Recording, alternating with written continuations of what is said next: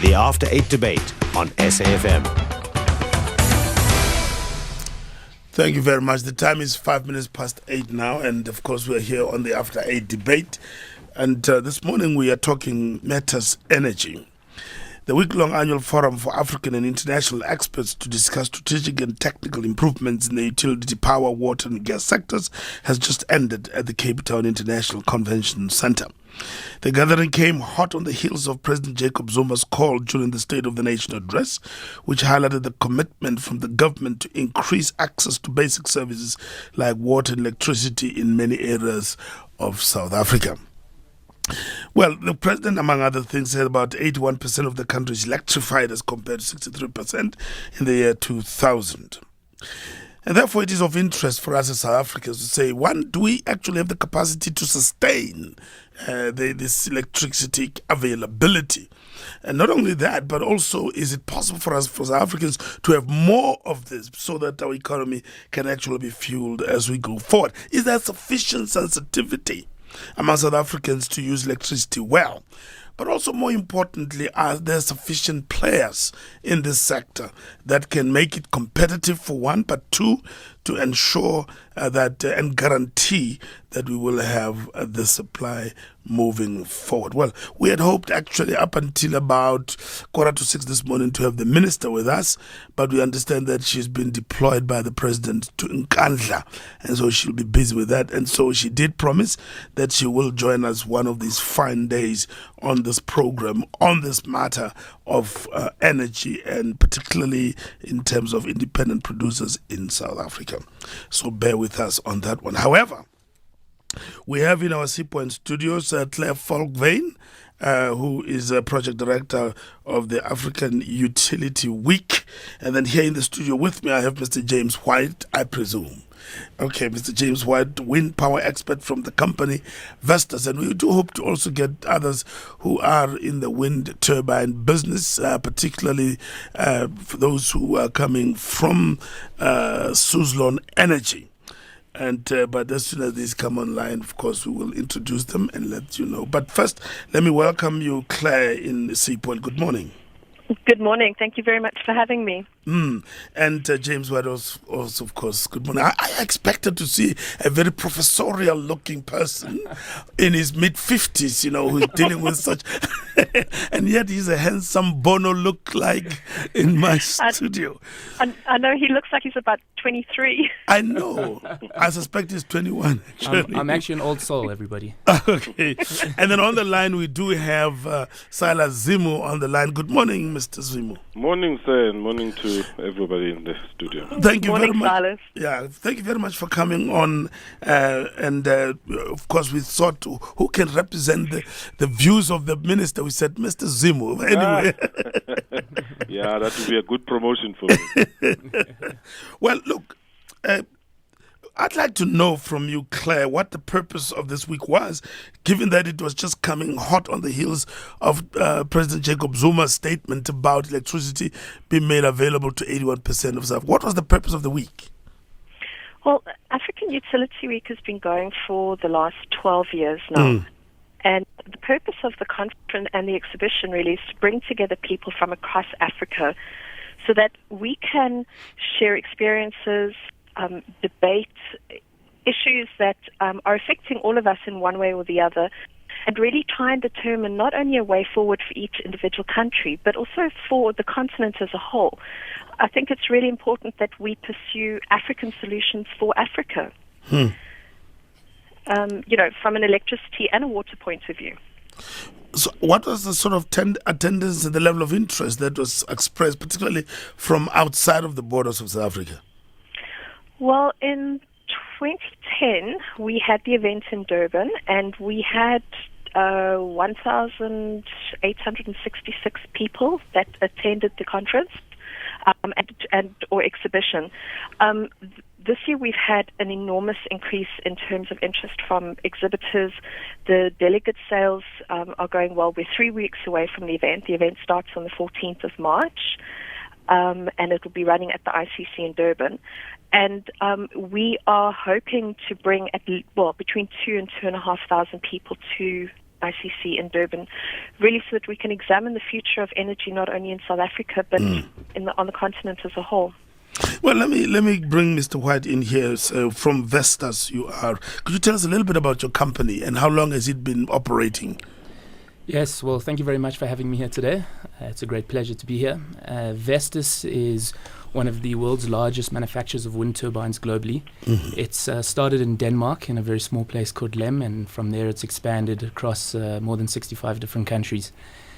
It's been around for 25 years, and that's at least as a wind turbine producer. Before that, it's produced some farm materials and stuff like that. So we really have changed as a company. Okay. And how long have you been operating in South Africa itself? In South Africa, we've had someone on the ground for 10 years. And we officially opened an office last year. And we've had turbines spinning here since 2002. Mr. Zimo, are we a bit somewhat of latecomers to this? Pardon? Are we latecomers? No. Talk to us.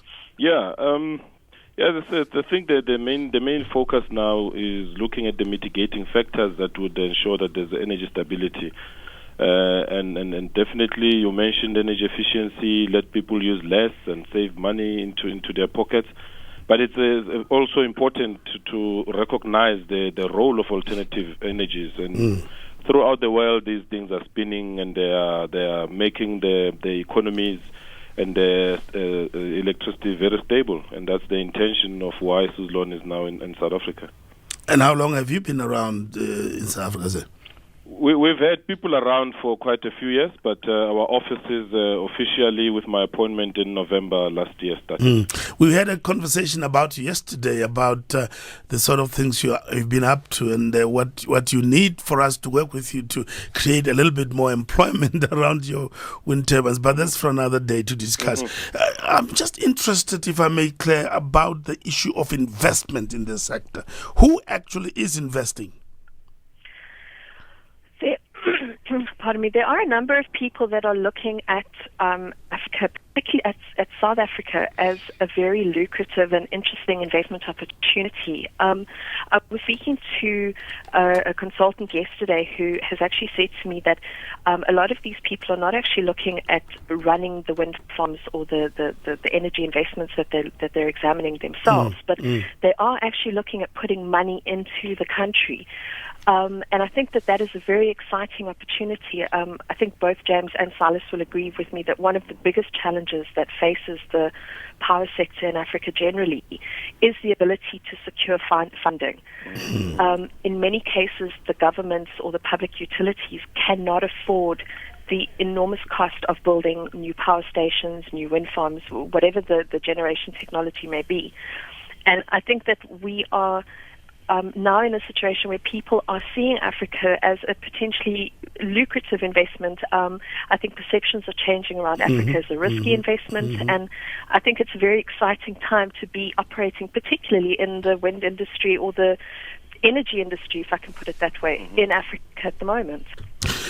Babu Zimo, it's not like I could have my little wind turbine in my backyard and begin to check.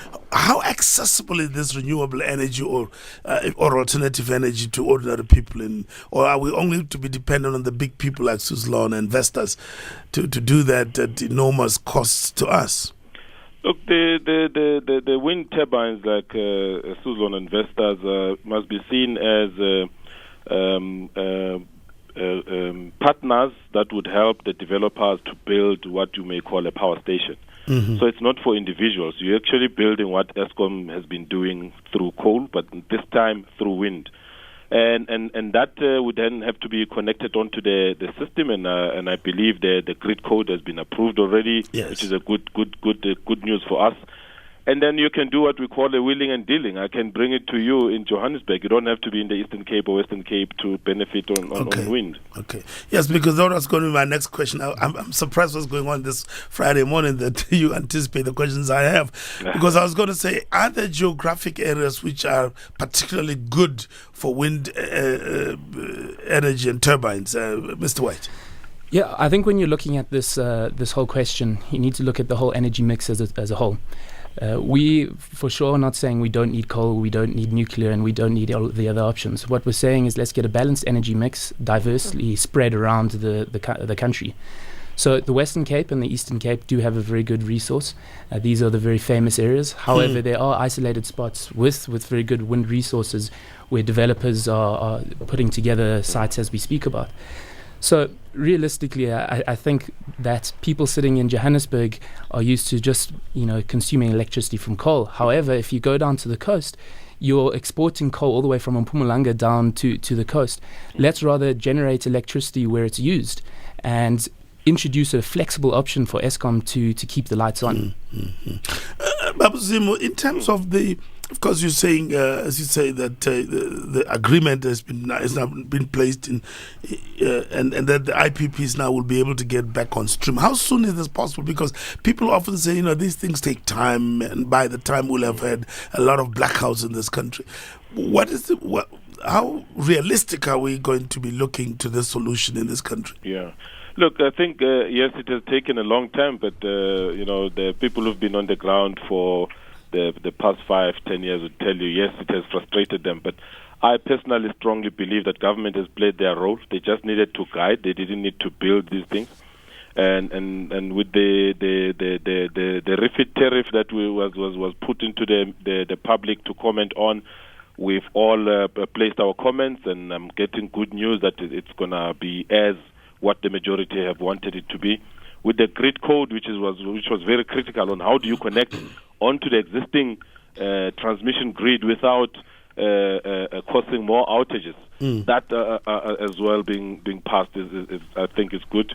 I believe that the first PPAs should be signed in the next 3 to 4 months, and then the first orders would be placed. And again, it takes anything around average 12 months to build a wind farm. So for me, the time is right. Okay, we're going to be talking about solar in a little while, and I know you are wind specialists. But if you're out there and you're a South African and you're wondering actually what we're talking about, and you want to talk about, I've just heard about a wind farm. I mean, and I'm sure we're going to be talking about solar farms and many other kinds of farms, including animal farm. But anyway, you may want to get in on the conversation. You can call us at 0891 104 208, 0891 104 208, or you can SMS us at 34701, or you can do our Facebook at SAFm-AM Live. Now, I would like to come back to you, Clay, if I may. Talk to us about the different types of renewable energy that is out there. And then I'd like, as we do that, to reflect on the week as to what were some of the key concerns and impediments potentially to really get South Africa off the blocks in terms of ensuring this renewable energy. I think probably from a South African context and from a large generation perspective, sorry, excuse me, wind and solar are probably the two which have the most scope at the moment for development. We've had a hydro generation in South Africa for a while. Predominantly, it's been used as a peaking kind of generation technology, which is basically used when we are going into our high load times, predominantly in the evenings and in the early mornings. But I think wind obviously has been the one that has had the most interest just recently, and it's certainly the one that has had the most publicity around it. And I think that's predominantly because of the fact that there are some very serious players in this market, and it's an industry that has proven itself worldwide. So there's absolutely no reason why it shouldn't work in South Africa. From the solar perspective, I know that people are starting to seriously look at large-scale wind farms. Not only in South Africa, there's been talk about a solar farm up in Uppington. Yes. But there's also a project that has been sort of spoken about for the last couple of years, which will ideally be placed in the sub-Saharan desert in the Kalahari, up in North Africa. Called Desertec, which they are saying has the capacity to provide electricity for most of Europe. So I think that solar technology, as it's becoming more efficient, is providing more of a viable option for large-scale generation. Okay. Before that, I think it's really been seen as a small-scale, domestic-type generation technology. In terms of the concerns, I think really the biggest challenge that has been seen around renewable energy, particularly from a South African perspective, has been the cost. Oh, yes. But as we are now having to build new power stations ourselves, be they coal or nuclear or whatever technology, our costs for electricity are going to go up. And what is happening is that the cost of renewable energy is suddenly becoming a lot more attractive in terms of the return on investment for investors. And I think that that's going to make for a very interesting change to our energy mix going forward. Okay, I'd like you. I do have to take callers now because we do have a problem. We've got 4 of them already on the line, and we do have to take a break. But I do like to really take these callers first, and if they will be, please, very, very brief indeed, I would appreciate it. Let's start with you, John Kwatukuza. Good morning. Good morning. I'd just like to comment. Solar and wind are all fantastic. Except that as much as I talk to God, He doesn't blow the wind when I need the power. And the same is with solar energy. Our solar needs are just when God's let the sun go down. It's very unfair of God, but that's what He did. What I do want to say is that the town of Stanger, now Kwadukuza, which is where I came from, was run on renewable energy right up until the 1970s. And yet I've heard no one talk about this renewable energy. Yeah. It's still all there. It's all available. In some cases, the sugar mills still have the generation plants. Right. Okay, that's very interesting, John. All we've got to do is bring them back online. What I'm saying is instead of spending huge amounts on solar and all the rest, which is good, let America and France spend their money on that. Let's get our renewable sugar mills back online quickly. Okay, sugar mills. Thank you very much, John. You know what? I think I better take a break now. Please, Dave, Uchebe, Maskwani, and Alfie, please hang on. We'll come back to you after the break. Now is definitely not the time to update your status, or tweet, or check your inbox, or tweet again, or wait for the next ad break, or until you get home. Until the end of March, all the innovation of the BMW 3 Series sedan is available from R3,999 per month over only 24 months, plus the security of a guaranteed buyback at the end of the term. Visit bmw.co.za/3 or your nearest BMW dealership for more. Available from BMW Financial Services, an authorized financial services and registered credit provider. Subject to 10% deposit linked to prime interest rate of 9% and available on selected new BMW 3 Series sedans. Included in the total cost is the deposit, initiation fee, monthly service fee, monthly installments, and excludes the residual value. Terms and conditions apply. So don't put it off any longer. I said to her, "Oh, please be mine. I'll get there, and right on time." I must have seemed like quite a fool for not thinking South African Airways. Their price is so cool. But I went onto the internet and found the most amazing airfares yet. As I put my hand upon my heart, I thanked South African Airways for doing their part. With South African Airways and our February flight specials, you can skip the bad poetry and fly straight to your loved one. Go to flysaa.com or contact your local travel agent and book now. T's and C's apply. South African Airways, a Star Alliance member. Last chance to register to vote on 5th and 6th of March for the 2011 municipal elections at a voting station in the area where you live. Voting stations open from 8 a.m. to 5 p.m. For more information, call IEC toll-free from a landline on 0800 11 8000. If you're already registered, SMS your ID number to 32810 and verify your details. SMS cost R1. Brought to you by the IEC. With a spotlight on the 2011 budget speech, PwC offers quality tax advice. Whether you're a family business or big corporate, our financial solutions are aimed at positively impacting the growth of your business. For us, it's all about building relationships and adding value. Visit pwc.com/ZA for our insights on Budget 2011. PwC, independently rated by Global Tax Monitor in 2010 as the leading tax advisor globally by reputation. The After 8 debate on SAFM. I'm terribly sorry that we've lost Uchebe there from Midrand, but let's go to Dave in Durban. Good morning, Dave. Good morning. And thanks very much for having me. I just want to say, firstly, very interesting debate. One of the things that intrigues me. I've worked for BP in London before, and I was actually largely responsible for the unfortunate disaster in the States. However, that aside, I'm just interested in... You're going to be getting a court case against you, sir. Somebody's going to claim. Yeah. Look, let's move swiftly on to the mix of wind and coal. One of the things that, obviously I know my stuff with the energy business, having worked for BP, one of the things that I'd like to question is why we would burn coal to generate wind in areas like the Eastern Cape and the Western Cape, where there's more than enough already. Do you not think this is slightly wasteful of resources? Okay. I'm sure the panelists understand that question. I'm not quite sure that I do, but thank you very much, Dave. Let's go to Alfie. Alfie, good morning. Happy Proteus Friday. And good morning to everyone. Good morning, Alfie. I'm listening attentively, and I'm very encouraged by the discussion. And I'd like to first pose a question in terms of the global warming effect on these two sources of energy. And given that it is a priority on industrial, policy action plan, and it is also fundamental when you look at the science and technology development in the country. How far are we preparing skills in this regard in terms of aligning the curriculum so that it can be futuristic as well at the university and as well at school level? Thank you very much for taking my call. You're welcome, Chief.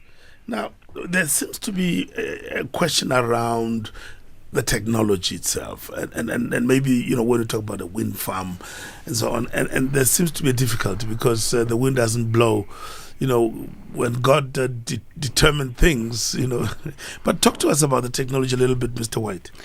Right. So dealing with John's question, it's a very well raised point. The whole idea of the variability of both wind and the sun.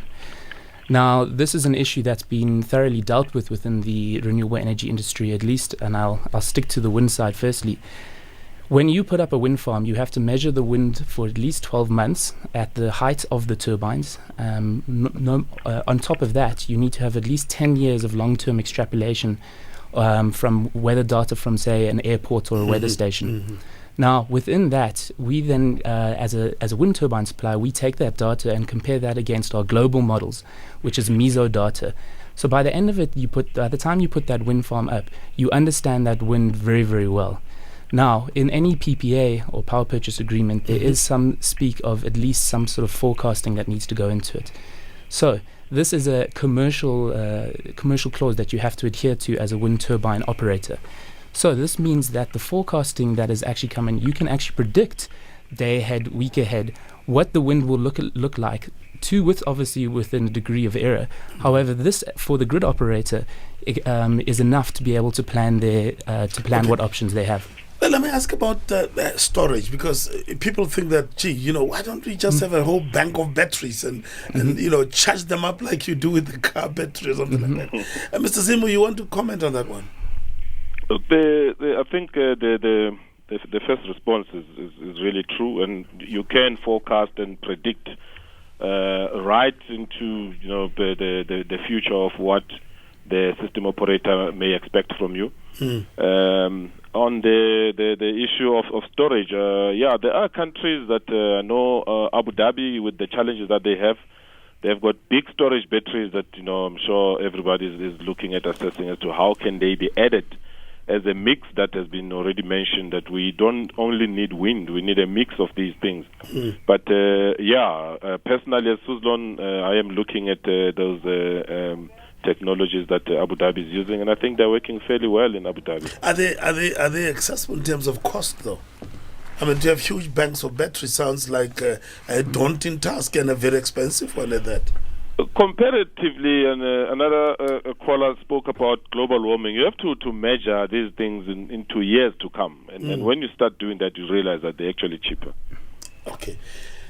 When we come back, because we're going to take Gutsile Saku now, I'd like to talk a little bit with you, Claire, about the fact that there are so many garbage heaps in this country that generate so much methane, which is 17 times more lethal on our ozone than CO2. I would actually also perfecting that, such as we've seen being done in Durban. But first, the headlines with Gutsile Saku. Thanks, Caesar. The strike action by thousands of striking freight workers could end soon. Yesterday, 4 unions representing truck drivers and employers' body RFA held marathon talks until late in the evening. The South African Medical Association says the blame should be on the employers of bogus doctors for the mess the country is currently in. The city of Joburg says more and more residents are accessing health services at their local clinics. And Japan says it's cancelled its annual whale hunt in the Antarctic after environmental activists pursued and chased the Japanese fleet. Back to Caesar. Traffic on SAFm.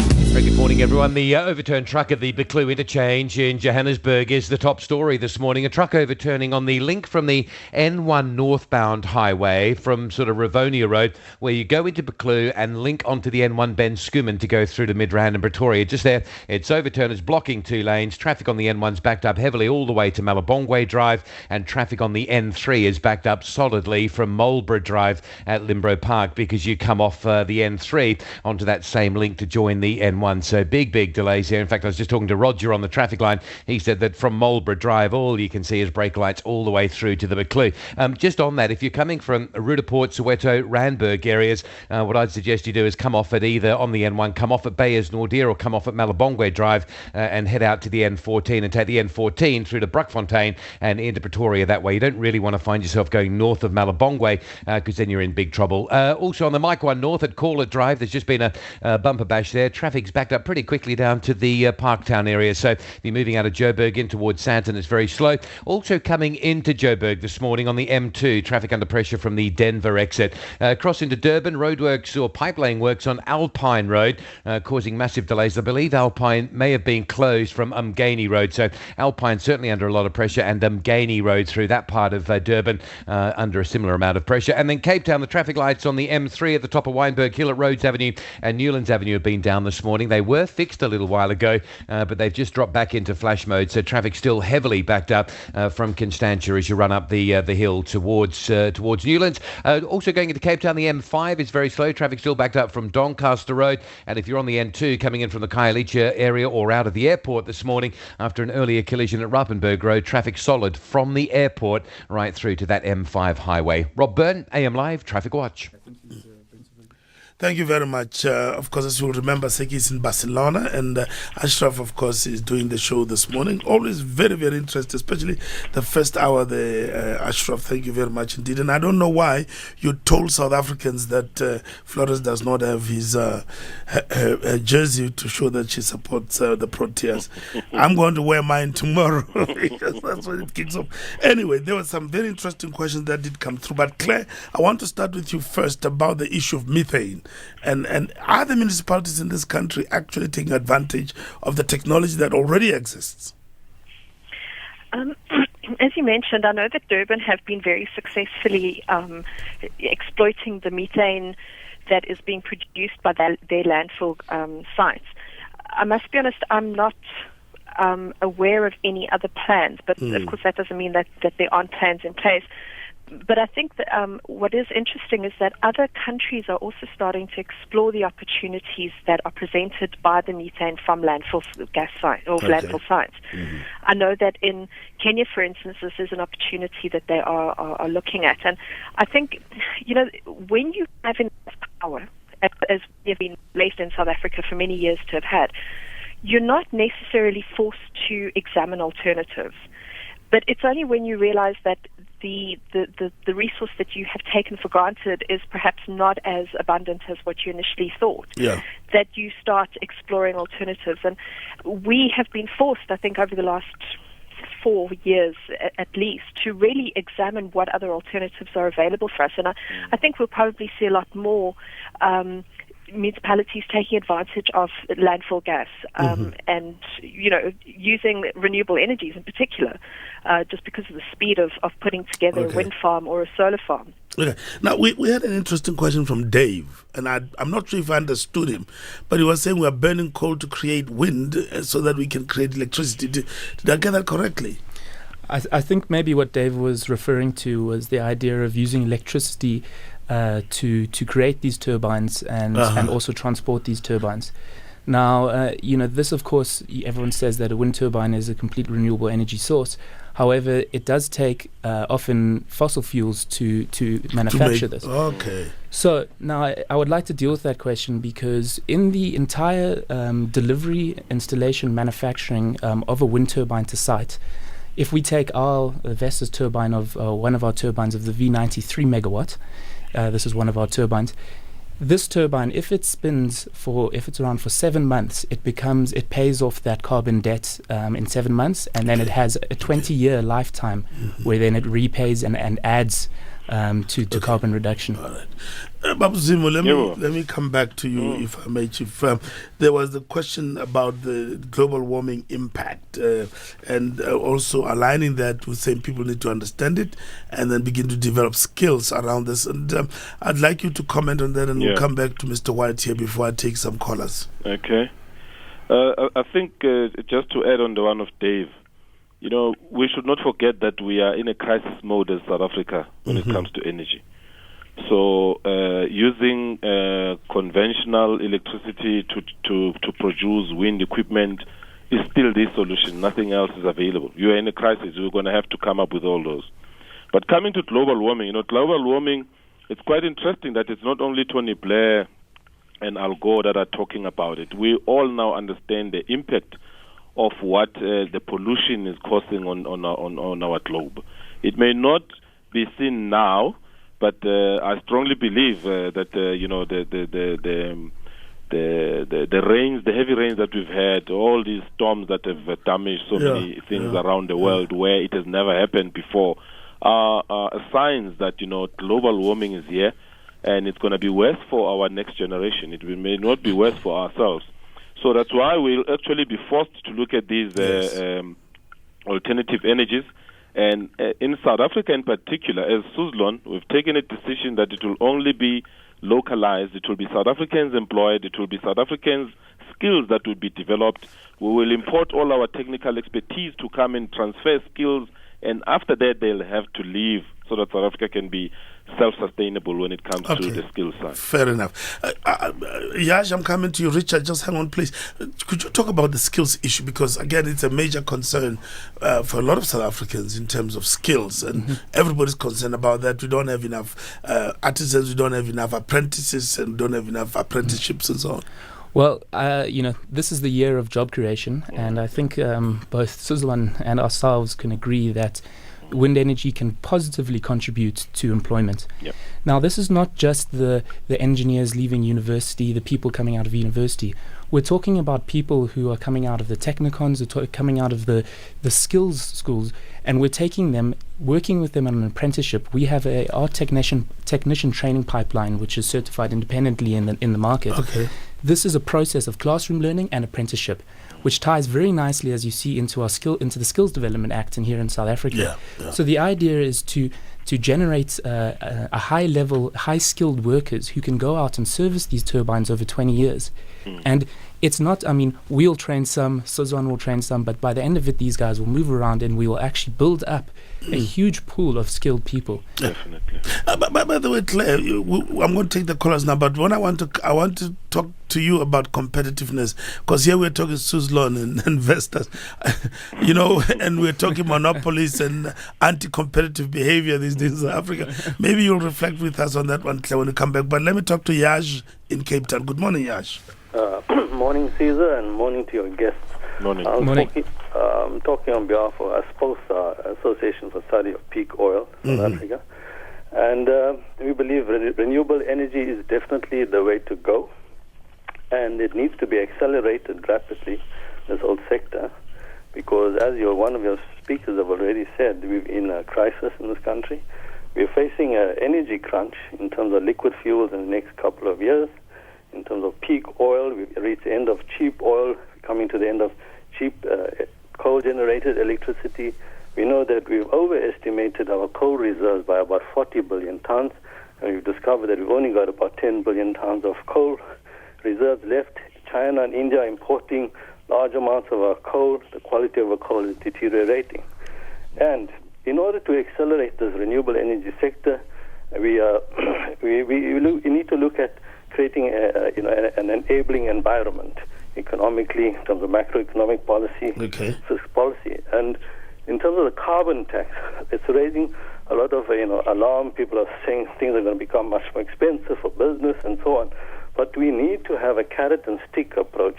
The carbon tax encouraging people towards energy efficiency and renewable energy, but at the same time we need a carrot in terms of offsetting the carbon tax with a reduction in income tax and value added. But by the way, Yash, we were talking about you yesterday that we'd like to invite you one of these days to talk about peak oil in particular and get South Africans a bit more educated about it. But thank you very much for the point that you've raised. I think the question of the environment, Babu Zimu, does this government actually encourage us in this? I'm going to be speaking to the chairman of ESCOM at 1 o'clock today. And one of the things that ESCOM has been given as a mandate was to actually increase or accelerate participation in this alternative area. Let's take Richard in Johannesburg quickly. Nice, Caesar, thank you. I don't think there's any doubt that we're running out of fossil fuels and we are going to have to look at other means of generating power. But I think the guys are trying to make it seem a lot easier than it is. I mean, just to take the two that you're talking about, solar and wind. I mean, wind, you may be able to predict the wind, but you're going to predict that it's going to be weaker than you really wanted. So you might install, let's say, 500 megawatts of wind power. On average, you only get 100 out of it. It's very, very, very expensive. So you've got to have to make up the shortfall with normal coal-fired power station or nuclear. And the amount of power we need, you can forget about wind even making a dent in it. Solar's even further behind. I mean, batteries don't last forever. It ends up being incredibly expensive to keep it going day and night. So the only real solution in the short term for this country is to build more coal-fired power stations, because we've got coal, and some nuclear stations. The wind and the solar might improve later, we'll see. But at this stage, it's really nice to have, not a life-saving situation. Richard, I think you're very, very clear indeed. You're talking about, I mean, as a science, is this, you talked about the possibility of predicting and so on and so forth. Maybe you want to comment on that. But I think before we do that, all of you, I'd like to hear your views on the environment in this country. Is it conducive? Does it allow the Suzlons of this world to come in with relative ease? And is there sufficient encouragement from government in particular? And I'd like to hear you on this one, all three of you, actually, starting with Claire. I think that most people would agree that our introduction or our acceptance of renewable energy and development of the refit tariffs and all the structures around that have taken longer than I think the developers and the manufacturers would have liked. But one point that I would like to raise is that from my point of view, I would rather that the government take its time, as frustrating as it may be for the other players in the market, and get it right. In Spain, they had a situation where they put out renewable tariffs. They had a structure in place, and they're now having to backpedal and change the playing field. And that provides a lot of uncertainty for investors. You go into an agreement believing that you are going to get a certain amount of money for each kilowatt hour that you produce. And if the government then 5 years down the line or 10 years down the line is certainly discovering that the cost of buying that power is actually far more than they'd ever anticipated, the kind of negative perception and feeling that is created around that is actually far more damaging, I think, than the delay. And I think that is something that people need to bear in mind, is that the delays are frustrating, yes, no doubt. But let's rather get it right. Yeah. Well, if I may, Mr. White, you've been around 25 years. I mean, surely in those 25 years, there's been a lot of R&D that's been done. You must know something that has made your company to want to come into South Africa and do what you're planning to do. Same with you, Babu Zimu. Yeah. But so, how precise is the science now? I mean, are we still going to be subject to the vagaries of imprecision? Well, I think you're raising two questions there. Firstly, how attractive is the South African environment for a manufacturer? And the second is, how good is the technology? And if we install it, are we going to get what we would like out of it? The enabling environment in South Africa and dealing with the regulatory side, so we're talking about the Renewable Energy Feed-in Tariff, the Integrated Resource Plan and all of this. At the moment, this is one of the clearest markets in the world with respect to this, because we have an identified PPA underwritten by Treasury for 20 years at a set tariff, which is one of the most attractive tariffs in the world. And we have a clear capital expansion over at least until 2019 through the Integrated Resource Plan. So we can say that things are taking a long time and stuff like that, but then I come to Claire and say that I completely agree with what she's saying, is that we need to get it right. And, this is the proof of all of this is in the fact that Vestas has key accounts, which these are the customers that account for more than 80% of our revenue. So these become our key accounts, and we have more than 3 key accounts present in South Africa developing wind farms. These are huge multinational companies who've realized that the investment environment in South Africa is one that is very, very attractive. And that's from the equity side. Then if we move on to the debt side, many of these wind farms will be financed through a combination of debt and equity. The debt side, the domestic commercial banks are standing up and saying, hey, we would like to finance these things. In America, the domestic commercial banks, they are not saying similar things because the environment is a lot tougher in terms of what to expect. So I think in South Africa, we're on a good wicket here in the name of Protea Flooding. Yeah, I think I come from government and having worked at Eskom 10 years, at Joburg 10 years. It's not that we were just sitting. There's been committees been formed to look at this. There's been people going all over the world to look at the benchmarks, and it was not going to happen overnight. And as those benchmarks were analyzed, then we realized that there were some faults that took place in other countries, and how were we going to stop those from happening or recurring in South Africa was very, very important. But I think the enabling environment is there, especially on alternative. I think the message, the State of the Nation address from the state president was very clear that we're going to go alternative energy. And it's the first time that it was that clear and understandable to everyone. Okay. And I also agree with the caller on saying we need a mix. We need a mix, yes, but not only coal. He's forgetting about the global warming. We can't allow the global warming to continue if we are responsible corporate citizens of this country. We have to think of how do we curb it, how do we reduce it, so that we can all benefit long term. I think there was a concern about the technology itself, whether it is absolutely where it's supposed to be. I'd be very interested in that. But I'd like to bring you to John's question from KwaTukuza, where he's saying up until 1960, until 1970, a town like Stenga, for instance, was being energized by alternative means, and that we seem to have abandoned our sugar mills, which to this day are self-sufficient in themselves from what they generate. What about this? Are there some technologies around South Africa which have been mothballed, which needs to be brought back? I think that John has a very valid point, but I also think that one thing that we need to be aware of is that in many cases, a lot of our sugar mills, the Mondis and the Sappies and those people as well, are already co-generating. And in many cases, they are generating enough electricity for their own use.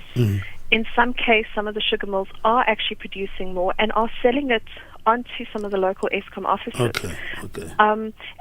Obviously this is not something that is perhaps known by every person in South Africa, but cogeneration is happening. And, Eskom have already said that they will be exploring cogeneration options. I believe that the current number is that by April this year, they will have signed up at least 400 megawatts of cogeneration capacity.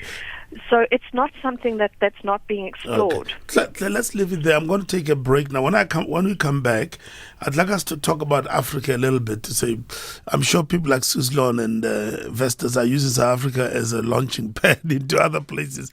If I understand what's happening with us in terms of BRICS, but let's take a break now, please. Are you wondering about the options you have today for a loved one with Alzheimer's? If you are, call FlexiVest 14 Research Centre. We're inviting people with mild to moderate Alzheimer's and their caregivers to take part in a clinical research study. This research study is evaluating whether a new investigational drug may safely and effectively improve some symptoms of this condition. Everyone who participates will have immediate access to study-related care that will be provided at no cost by professionals who specialize in treating people with Alzheimer's. If your loved one is 55 or older and not taking a prescription medication for Alzheimer's, they may be eligible for this study. To learn more, call us at 0800 983 408 or visit thinkalz.co.za. Today, you and your loved one may have more options than just waiting. Call 0800 983 408 and find out if this Alzheimer's research study may be one of them. How the plan's going for Tina's 21st? Well, there are 60 people, and that's not including Gran. All are fussy. Let's not mention Aunt Suzanne. I'm only cooking one broodjie with braaivleis and some sausages, boerewors and 2 broodjies, Pap and Tina's chicken flatties. What about chops? Ach, Jan, you're a chop. Thanks to all gold squeezy sauces make you glad they're different flavors. I haven't seen completely fair. I tried the Thousand Island sauce, the barbecue and mustard sauce, the peri-peri sauce is lekker. Sweet chili is such a cracker. Really? Yeah, you should try them. Delicious all gold squeezy sauces. Share the delight. Last chance to register to vote on 5th and 6th of March for the 2011 municipal elections at a voting station in the area where you live. Voting stations open from 8 a.m. to 5 p.m. For more information, call IEC toll-free from a landline on 0800 11 8000. If you're already registered, SMS your ID number to 32810 and verify your details. SMS cost R1. Brought to you by the IEC.